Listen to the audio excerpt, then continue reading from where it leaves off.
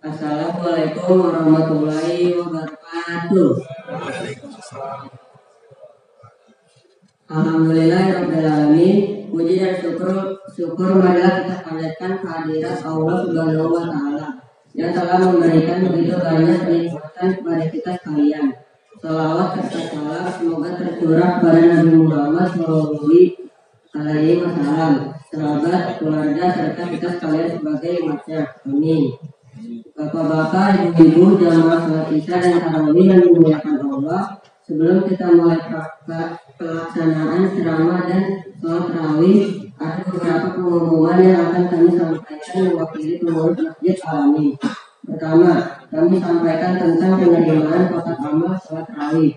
Saldo awal hari kemarin Rp9.435.000. Penerimaan dari kotak amal sholat tarawih hari kemarin hari Selasa tanggal 3 April 2024 Masehi atau 23 Ramadan 1445 Hijriah, yaitu sebesar Rp1.400.000. Pengeluaran sebesar Rp1.789.000. Lalu termahal ini akan besar Rp745.500. Terima kasih kami ucapkan kepada para pemberi infak dan sedekah. Semoga amal ibadah Bapak Ibu sekalian mendapatkan pahala yang berlipat ganda dari Allah Subhanahu wa Ta'ala. Amin. Berikutnya kami sampaikan bahwa pada malam ini yang bertindak sebagai penceramah dan imam tarawih adalah Ustadz Yusri Abdul LC dari Al-Ikhwan. Alhamdulillah beliau sudah ada di tengah-tengah kita. Marilah kita memulai rangkaian ibadah tarawih kita.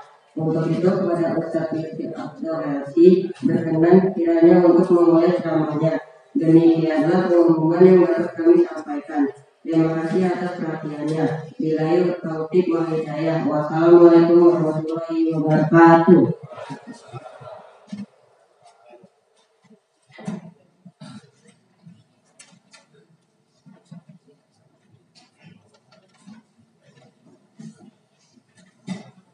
Assalamualaikum warahmatullahi wabarakatuh. Bismillahirrahmanirrahim. Alhamdulillah wassalatu wassalamu ala Rasulillah wa ala alihi wa sahbihi wa man walah. Faqad qala ta'ala fi kitabihi al-karim, ya ayyuhalladzina amanu taqullaha haqqa tuqatih wa la tamutunna illa wa antum muslimun. Shadaqallahu al-'azim. Subhanaka la 'ilma lana illa ma 'allamtana innaka antal 'alimul hakim. Allahumma inna nas'aluka 'ilman nafi'an wa na'udzu bika min 'ilmin la yanfa'. Amin ya rabbal 'alamin. Ma'asyiral muslimin, bapak-bapak, ibu-ibu, yang semoga selalu dilimpahkan nikmat-Nya Allah Subhanahu wa Ta'ala. Alhamdulillah, kita selalu bersyukur kehadirat Allah Subhanahu wa Ta'ala atas segala limpahan nikmat dan karunia-Nya. Sampai detik saat ini kita masih diberikan nikmat sehat, nikmat kesempatan, terutama nikmat iman dan Islam. Mudah-mudahan Allah selalu melimpahkan nikmat-nikmatnya kepada kita semuanya. Salawat dan salam semoga tetap tercurah limpahkan kepada suri tauladan kita Nabi Muhammad SAW, seluruh keluarganya, sahabatnya, serta kita kesemuanya semata umat beliau sampai hari kiamat. Amin ya rabbal alamin. Ma'asyiral muslimin, jemaah yang dimuliakan oleh Allah Subhanahu wa Ta'ala. Pada kesempatan yang berbahagia ini, pada malam yang ke-24 ya. Boleh? Ngomong ya?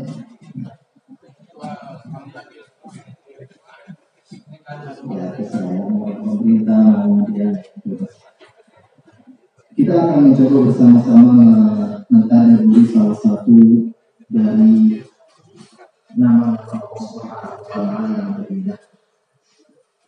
Kita tahu bersama bahwasanya mempelajari nama-nama Allah ini merupakan ilmu yang paling utama, ilmu yang termulia. Karena apa? Karena yang kita pelajari adalah siapa? Tuhan kita, pencipta kita. Maka kita harus tahu siapa yang benar-benar layak untuk mendapatkan ibadah dari kita.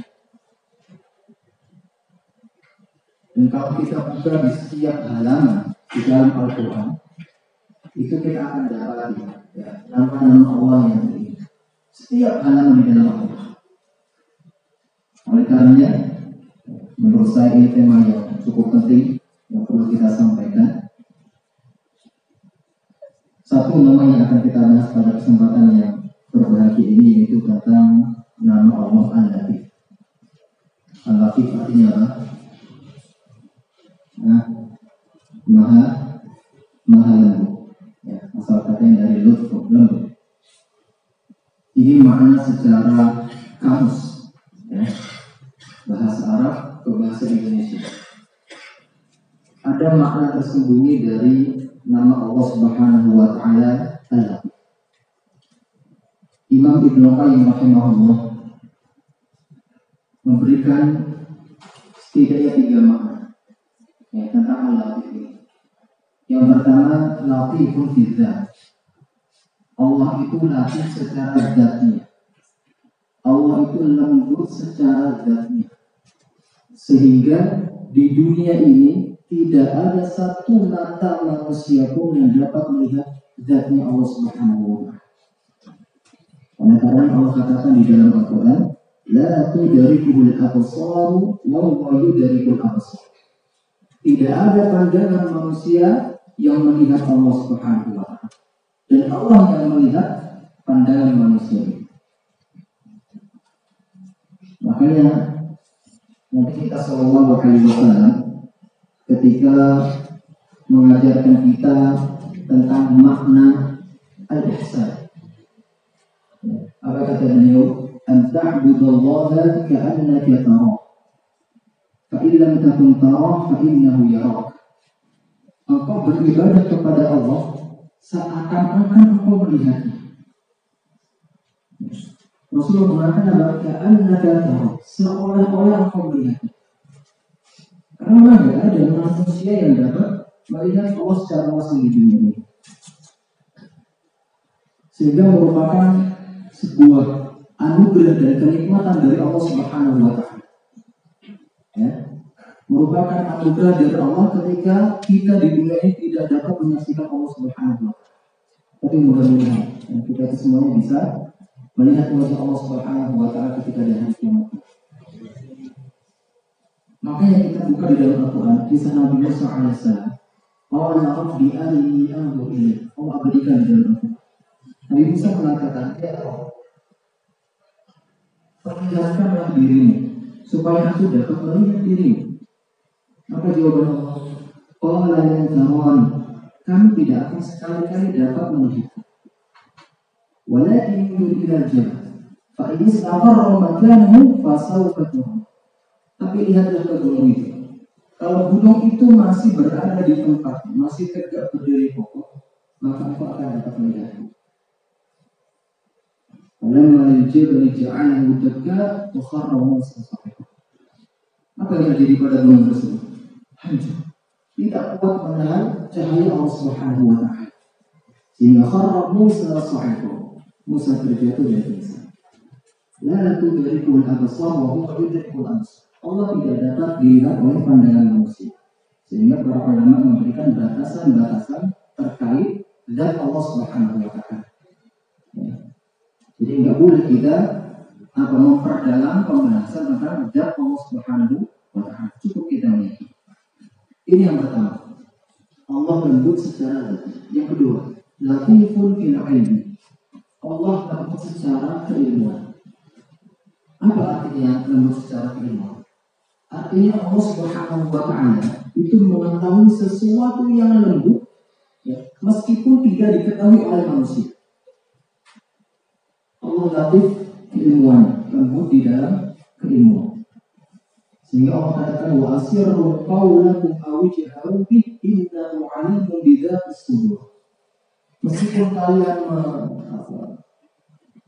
memperpelan suara, ya, atau bersuara secara lantang, innahu 'alimun bi dzatis sudur. Allah akan mengetahui isi hati manusia. Hadis Nabi SAW yang berbicara tentang 3 manusia yang Allah hempaskan ke dalam api neraka, yang mereka dihakimi oleh Allah duluan. Awalun nas yuqda fihi yawmal qiyamah thalatha. Ada 3 manusia yang di hari kiamat kelak Allah hakimi dulu.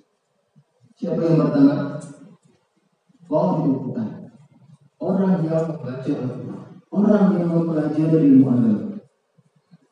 Kenapa Allah hakimi? Kenapa Allah hempaskan ke dalam api neraka dua? Liyuqala qari, liyuqala alim. Karena dia ingin dikatakan sebagai alim. Karena dia ingin dikatakan sebagai qari. Niatnya tidak karena Allah Subhanahu wa taala. Yang kedua siapa? Jawab, orang yang dermawan. Tapi ketika dia mensedekahkan hartanya, dia ingin dikatakan jawab. Dia ingin dikatakan sebagai orang yang dermawan. Sehingga Allah hempaskan dia ke dalam api neraka. Yang ketiga adalah syahid, orang yang mati di medan perang. Pun sama, ketika dia berjuang di jalan Allah agar dia dikatakan sebagai fulan mujahid, sebagai pahlawan, sehingga Allah hempaskan ke dalam api neraka. Coba perhatikan, apa sebab 3 orang tersebut dimasukkan ke dalam api neraka? Padahal ibadah mereka luar biasa, ketaatan mereka luar biasa, tapi Allah hempaskan ke dalam api neraka karena niat mereka salah. Allah mengetahui niat mereka, meskipun orang lain tidak mengetahui. Karena Allah yakin bil ilmu, Allah maha di dalam ilmunya. Sehingga meskipun manusia tidak mengetahuinya, Allah pasti akan mengetahui. Ini yang kedua. Yang ketiga, latifun fil amri atau latifun fil tadbir. Allah maha lembut di dalam mengatur. Allah lembut di dalam mengurus. Sehingga terkadang manusia tidak sadar kalau dirinya sedang diurus oleh Allah Subhanahu wa taala. Terkadang manusia, kita tidak sadar kalau kita sedang diurus oleh Allah Subhanahu wa taala. Atau terkadang manusia yang dimuliakan oleh Allah Subhanahu wa taala tidak suka ketika Allah sedang atur dirinya. Tidak suka terhadap ketetapan yang Allah tetapkan untuk dirinya. Sadarkah kita jantung yang ada di dalam diri kita ini siapa yang mengatur? Yang sampai sekarang berdetak. Sadar nggak? Sekarang baru sadar. Tapi terkadang kita lupa bahwasanya Allah yang mengatur jantung kita, darah yang mengalir di dalam tubuh kita. Sadarkah bahwasanya Allah yang mengatur, Allah yang mengurus? Terkadang kita lupa. Dan terkadang kita tidak suka terhadap ketetapan Allah Subhanahu wa taala. Tidak suka dengan takdir yang Allah tetapkan kepada kita. Padahal kalau kita mau yakin, ketetapan yang Allah berikan kepada kita, bahwasanya di akhir dari ketetapan Allah itu akan memberikan kenikmatan yang luar biasa. Kita bisa lihat kisah Nabi Yusuf alaihissalam, bagaimana Allah ingin memberikan kebaikan yang luar biasa kepada beliau. Akan tetapi Allah ingin Nabi Yusuf alaihissalam melalui proses yang begitu panjang, ujian, musibah yang datang bertubi-tubi, dan waktunya sangat lama. Nabi Yusuf awal kisah beliau di dalam Al-Quran, qala ya abati inni ra'aitu ahada asyara kawkaba wasyamsa wal qamar ra'aituhum li sajidin. Wahai bapakku, sesungguhnya saya melihat dalam mimpiku 11 bintang, matahari, bulan, mereka semuanya sujud kepadaku. Kita tahu Pak, Nabi Yusuf ini ujiannya luar biasa. Dimusuhi oleh kakak-kakaknya, dibuang oleh kakak-kakaknya, dijual sebagai budak, dimasukkan ke dalam sumur, dipenjara dan seterusnya. Nabi Yusuf lalu cobaan tersebut dengan waktu yang sangat lama. Sehingga apa endingnya? Akhir dari kejadian yang Nabi Yusuf alami, beliau menjadi pembesar kota Mesir, negara Mesir, menjadi wazir, menteri. Proses yang begitu lama yang Nabi Yusuf alami, tapi endingnya luar biasa. Akhirnya membuahkan kenikmatan yang begitu dahsyat. Terkadang mungkin kita nggak suka bagaimana ujian-ujian yang Allah datangkan kepada kita, tapi kita nggak sadar bahwa di akhir ujian itu akan ada kenikmatan yang luar biasa. Nabi Musa alaihissalam, bagaimana seorang ibu yang memiliki anak kemudian diperintahkan oleh Allah Subhanahu wa Ta'ala untuk membuang ke sungai. Nabi Musa yang masih kecil, masih balita, ini dimasukkan ke keranjang kemudian dibuang ke sungai. Ibu mana yang tidak melakukan seperti itu? Jadi kalau perintah Allah Subhanahu wa Ta'ala, Allah latif di dalam mengatur, Allah lembut di dalam mengurus, sehingga manusia tidak sadar.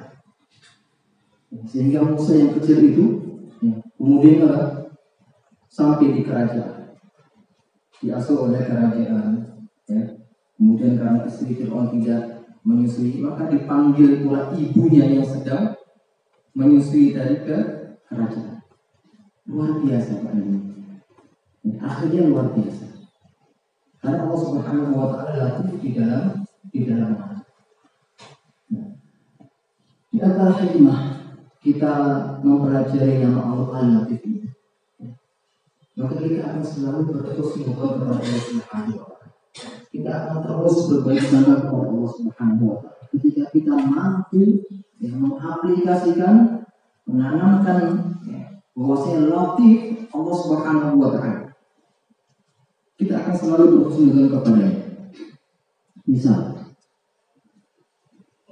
mungkin kita sering mengalami, yang sering kerja ke kantor, terkadang dompet atau tasnya lupa nyelip, ketika naik mobil, sehingga dia berhenti sejenak di pinggir tol untuk mencari tas yang berisi dompet dan segala macam tadi. Cari, di bawah jok, di belakang. Akhirnya ketemu. 10 menit dia jalan. Kemudian dia jalan lagi. Tidak lama dia jalan, ternyata di depan ada kecelakaan yang dahsyat. Kecelakaan beruntun. Bagaimana Allah mengatur hambanya tadi?